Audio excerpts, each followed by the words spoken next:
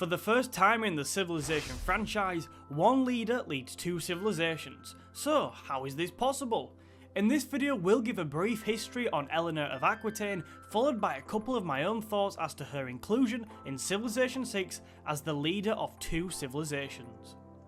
Eleanor was born in 1122 in France. As a woman in the 12th century, you'd expect her to struggle for power and influence. However, Eleanor defied all of that and went on to become one of the most influential figures of the period.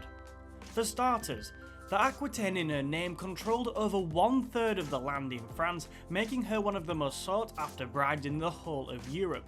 Marriage in those days usually wasn't about love and things like that, it was about that sweet power and influence. I mean, how else could you build a long-term relationship, right? Where her real eligibility to lead France, apart from the fact that she was French, comes from is the fact that she became Queen Consort of France in 1137 to King Louis VII. If you're not aware of the term Queen Consort, it essentially means that she was queen but not in her own right. In other words, she attained her title and power as a result of marrying the king. He was in charge. This is in contrast to Queen Elizabeth I or Queen Victoria of England, who instead were queen regnant as they inherited the title for the queen in their own right.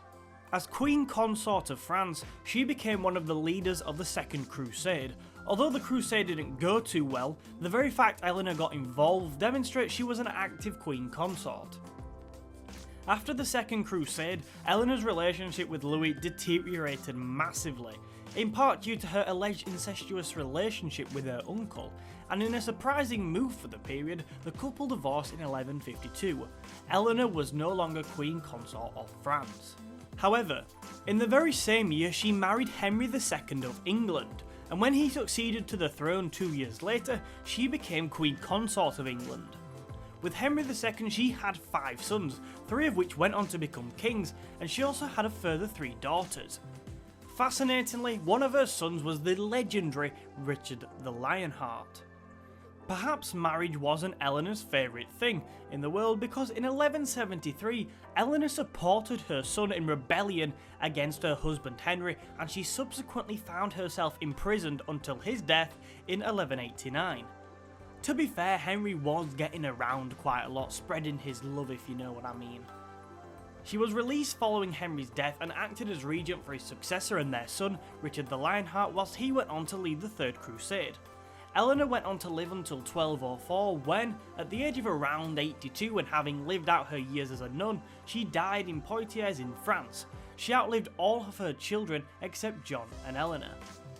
Ultimately, Eleanor lived a life where at different stages both France and England benefited greatly from her input. This was not only by helping military campaigns and government management, but Eleanor was also a great advocate of the arts and culture as a whole, hence the cultural bonuses she can bring to either France or England in Civilization 6. Now let's talk a little about the fact that she can lead two civilizations. First of all, I've got to say it's something I'm really positive about. Since the release of Civilization 6, I felt that more could have been made of the multiple leaders for each civ feature. Previously only Greece and India have made use of this, I think. I also think that it's great to see that Eleanor's bonuses can work uniquely with the other bonuses of both France and England to give different gameplay experiences, and it's really nice to see that the way leaders work in the game are being experimented with.